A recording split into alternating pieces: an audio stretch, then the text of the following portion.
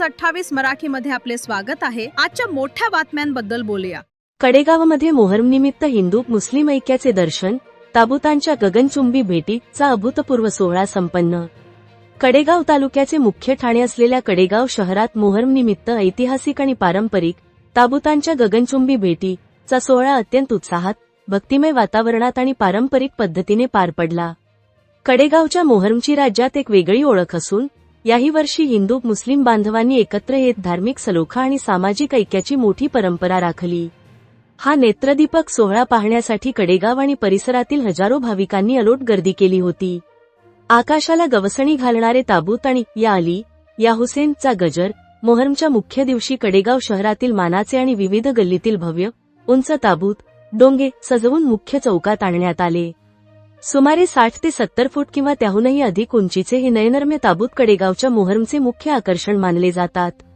दुपारच्या सुमारास ढोल ताशांचा कडकडाट, हलगीचा कडाका आणि या अली या हुसेनच्या जयघोषाने संपूर्ण कडेगाव नगरी दुमदुमून गेली।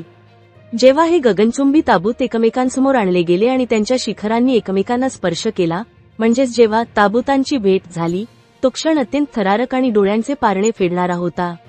हा अद्भुत सोहळा कॅमेऱ्यात आणि डोळ्यात साठवण्यासाठी उपस्थित जनसमुदायाची उत्सुकता शिगेला पोहोचली होती।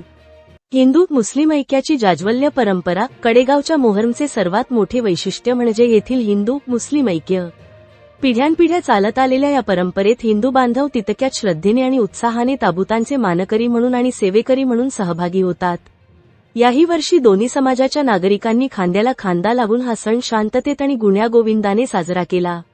प्रशासन व मंडळांचे नियोजन। हा भव्य सोहळा सुरक्षितपणे पार पाडण्यासाठी कडेगाव पोलीस प्रशासनाने चोख पोलीस बंदोबस्त ठेवला होता। तसेच विविध मोहरम कमिट्या, नगरपालिका प्रशासन आणि स्थानिक तरुणांनी गर्दीचे व वाहतुकीचे चोख नियोजन केले होते। सोहळ्यानंतर मोहरमच्या विसर्जन मिरवणुकीने या उत्सवाची सांगता झाली।